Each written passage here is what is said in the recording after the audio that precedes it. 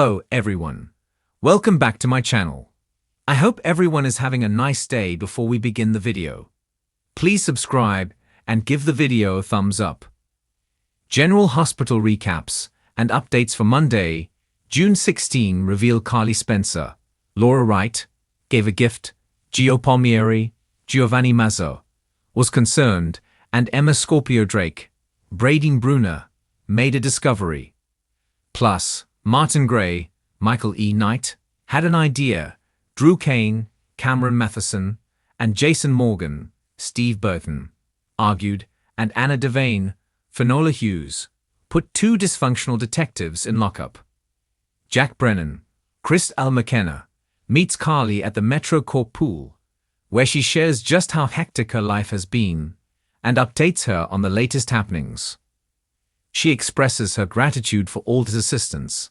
Without him, Michael Corinthos, Rory Gibson, recovery wouldn't have been achievable, and she will forever appreciate his support. She recalls his getting Michael into the clinic at Baden-Baden in a WSB plane, and reminds him that her children are her top priority. As a token of her thanks, she hands him a large wrench inscribed with, "To a Jack of all trades." He laughs at the pun, but seems very appreciative. He tells her this thoughtful gesture is the most meaningful gift he has ever gotten. He leans in and kisses her.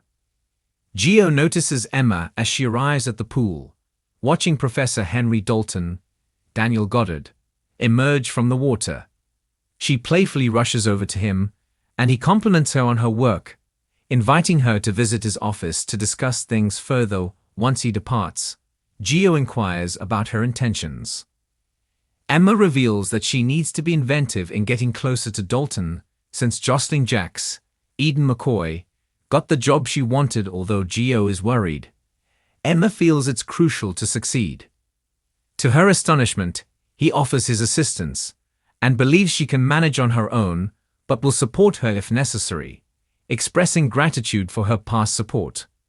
She is thankful for his offer and accepts it. Vaughn, Bryce Durfee, enters Dalton's office with Joss.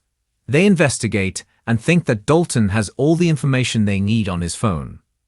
Vaughn urges her to access it quickly, even if it means using her charm. After he leaves, Dalton arrives, and Joss gives him his messages, placing a file over his phone. When he mentions needing to go to the lab, he assures her that he will return later and departs. Joss then takes his phone and begins cloning it. Dalton comes back, searching for his phone. He locates it and leaves again. Vaughn returns, and Joss confirms that she has cloned the phone. They hear Emma approaching, and Vaughn kisses Joss to distract her just as Emma walks in.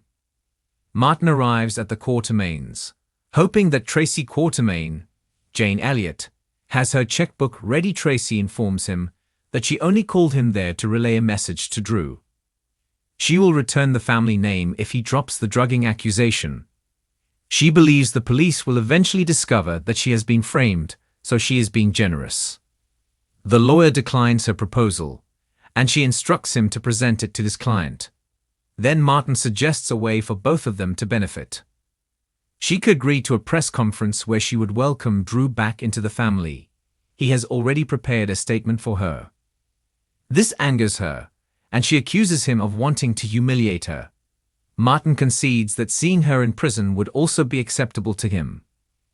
In a GH office, Drew and Jason discuss the Willow issue. Drew points out that they gave Carly a compromise. That she rejected Jason reminds him that he harmed Michael's family. Until Willow understands that, a compromise is impossible. Drew accuses Jason of punishing Willow for not complying. Michael may have taken the kids, but he won't keep them. Drew tells Jason to remember that, and also reminds Jason of his failures as a father and how he has been absent. Jason responds that while he may have hurt Willow, he will protect her children after Jason leaves. Martin arrives, and Drew shares that he nearly compromised with Jason. He now believes they must go to battle, and is ready to use every tool at his disposal. Martin mentions that there is a drastic action they could consider, but it's very risky. Jason heads to the pool to inform Carly about Drew's offer. she seems unimpressed and refuses to make any compromises. He tells her Drew had wanted him to be a go-between between Drew and Michael. Jason realizes that Drew isn't going to back down and that the situation is far from resolved. Carly is resolute in her decision to do everything necessary to keep Drew away from the kids. They continue to discuss that Willow and Drew are not safe for Wiley and Amelia Corinthos, Viron Weaver, Serenity, and Sequoia Mork-Mako to be with. Jason is worried about Drew in particular. She tells them they won't leave until they start behaving like partners again and locks the door behind them. As they pace in the cell, the detectives argue about Chase's decision. Chase maintains that his loyalty will always lie with his wife. Dante feels betrayed. He can forgive teenage Brooke Lynn Quartermaine, Amanda Seton, but not her actions as an adult. She should feel ashamed for not being honest as an adult. Chase argues that his wife did him a favor by keeping the truth from him. Dante feels unappreciated and highlights that she has stripped him of his ability to choose. Chase responds by saying that it's Dante's own fault if Gio is reluctant to pursue a relationship with him, attributing it to Dante's previous outburst. Dante retorts that Chase is clueless about the situation since he isn't a father, and Chase urges Dante to cease his aggressive behavior towards others. He believes that Gio is currently feeling overwhelmed and suggests that Dante should acknowledge he was too harsh on him. They finally agree to a truce and to keep personal issues at home, not at work. At the desk, Anna contacts a patrol officer and gives an order. Then Jack arrives and tells her they need to speak in private. They go into the interrogation room to discuss the recent attempt on Sonny Corinthos.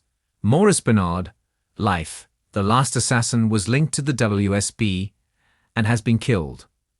It seems Sonny has crossed paths with someone who has dangerous connections. Anna is unsure how this relates to her. Jack wants to ensure that no one else in Sonny's circle gets hurt. She thinks he is referring to Carly, and when she inquires about Dalton, he tells her he has sent a report and that Dalton is clean. After he leaves, she mutters, "Liar."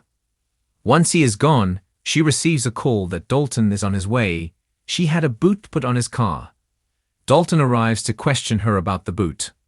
At Maxie Jones's home, Kirsten Storms, Lulu Spencer, Alexa Havens-Bruning, tells Brooke Lynn that she doesn't owe her an apology and that she did nothing wrong. Lulu states that the only person ruining lives is Brooke Lynn herself with her lies. Maxie realizes that bringing them together was a mistake. Brooke Lynn confronts Lulu, who retaliates. Brooke Lynn claims her decisions hurt Gio, while Lulu argues that it was unintentional. The only error she made was not going to Dante right away. They keep going in circles about who had the right to speak the truth. Brooke Lynn begins to cry and expresses that she will never comprehend how difficult it was to give up her baby. Lulu understands that, but she still deceived Gio, making his entire life a deception. No wonder he wants nothing to do with you. Lulu adds. Brooke Lynn lashes out at her and slugs her. Maxie jumps in between them and tells Brooke Lynn to go home. Brooke Lynn warns that Lulu will face serious consequences. Lulu informs Maxie that Brooke Lynn is fortunate Maxie was present, or she would have taken her down. Maxie responds that Brooke Lynn shouldn't have hit her, but she has crossed a line. "You hurt her child, you need to take responsibility for that," Maxie states. Lulu heads to the pool and tells Gio she needs to apologize to him. Upon arriving home, Brooke Lynn finds Marco Rios, Adrian Ancondo, waiting for her. He has completed all the research she requested, but is curious about her intentions regarding that Britt Westburn, Kelly Thibaud, holds the crucial evidence needed to demonstrate that Lulu is not the mother she pretends to be. Viewers may remember that Britt was responsible for carrying one of Lulu's and Dante's fertilized embryos, which resulted in Rocco Falconeri, Finn Carr. Charmant Casadine, Scarlett Fernandez, was fathered by Valentine Casadine, James Patrick Stewart, due to Helena Casadine's, Constance Towers, schemes, stealing Lulu's harvested eggs.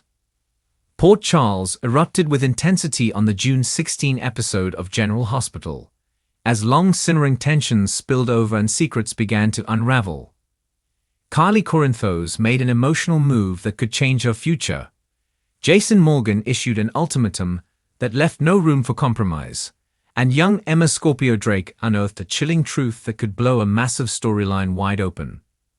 Each storyline intersected in dramatic fashion, delivering a thrilling episode that pushed multiple characters closer to their emotional brink.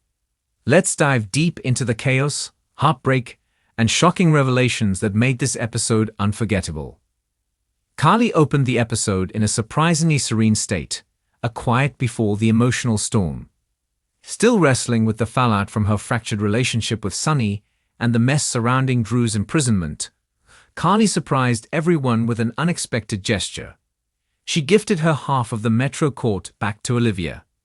The gift wasn't just about generosity. It was layered with meaning, sorrow, and sacrifice. Carly has been trying to rebuild after everything she's lost. With Jason back in town, and Sonny's life unraveling due to mob betrayals, Carly's motivations have shifted dramatically. She made it clear to Olivia that she wanted to lighten her load, not just emotionally but spiritually. Olivia was stunned. The Metro Court was as much a symbol of Carly's independence as it was a financial investment. Carly's act raised eyebrows, especially for those who wonder what her next chapter will look like.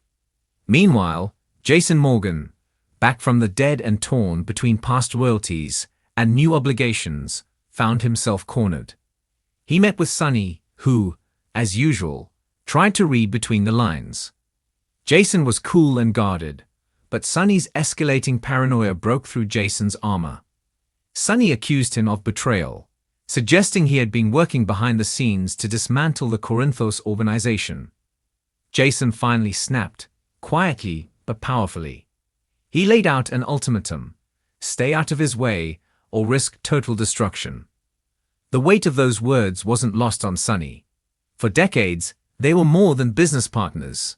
They were brothers. But now, Jason's allegiance isn't to Sonny. It's to something or someone else. Sonny's jaw clenched, and the air in the room grew electric. The mob boss is unstable, and Jason knows it. Their paths are headed for a collision, and neither of them seems willing to yield. Elsewhere in Port Charles, Emma Scorpio Drake returned to town under the radar, but she wouldn't stay under it for long. While helping Anna Devane go through old LOSB case files, under the guise of organizing them, Emma stumbled upon something she wasn't supposed to see.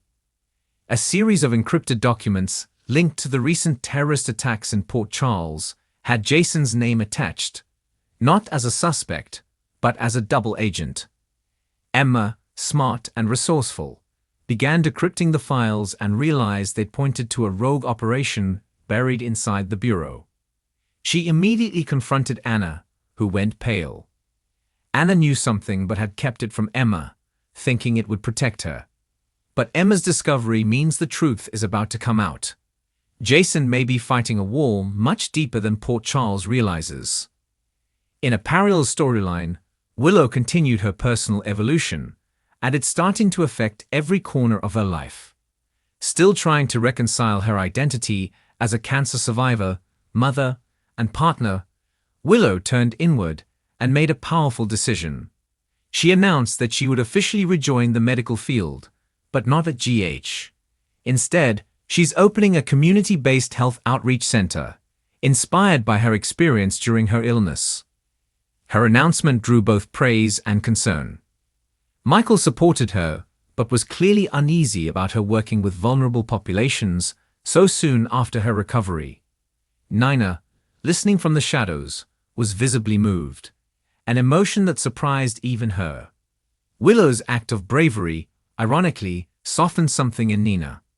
The war between the two women has cooled slightly, but danger always lurks behind the main mansion. Chaos of a different sort was brewing. Ned and Tracy found themselves at odds over how to handle Brooke Lynn's increasing involvement with deception and her relationship with Chase. Ned, in a moment of rare vulnerability, confessed that he fears losing touch with his daughter completely. Tracy, always the schemer, had her own plan: get Brooke Lynn a board seat at ELQ to tie her closer to the family. But when Tracy presented the idea to Brooke Lynn, it backfired spectacularly. Brooke Lynn accused her grandmother of manipulation and declared she was choosing love and independence over family expectations. The rift that opened wasn't just between Brooke Lynn and Tracy. It was about generational legacy and whether the younger Quartermains can ever truly break free of the power dynamics that define the family. Over at the hospital, Sasha struggled to remain stable while handling financial matters for the invader. Maxie stepped in to offer support, and the two had a rare, heartfelt conversation about trauma, growth, and rebuilding. Sasha confided that she's afraid she may never trust herself again. Maxie, in turn, admitted that she too still carries scars from Nathan's death and Peter's betrayal. These women have been through hell, and their bond has never felt more genuine. Unbeknownst to them, Cody was nearby listening, and it's clear he's still fighting feelings for Sasha that he doesn't know how to express. Whether that triangle reignites remains to be seen, but emotional turbulence is inevitable. Back in Sunny's orbit, Ava made a daring move of her own. Realizing that Sunny's descent into darkness could take her down with him, she paid a visit to Valentine Casadine. Their conversation was riddled with innuendo and unspoken threats. Ava offered Valentine a proposal: team up to take Sunny down and divide his empire. Valentine laughed but didn't say no. Ava walked away, knowing the seed had been planted. Valentine is unpredictable, and Ava knows it.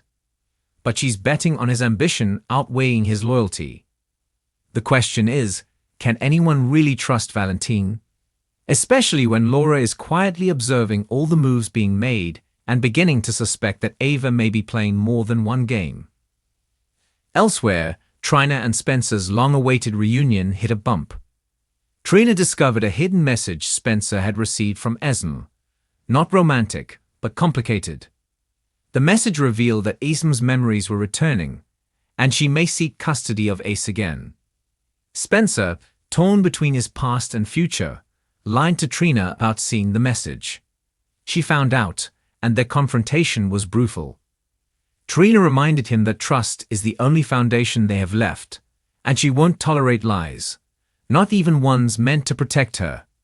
Spencer, ashamed and cornered, promised to come clean, but the damage may already be done.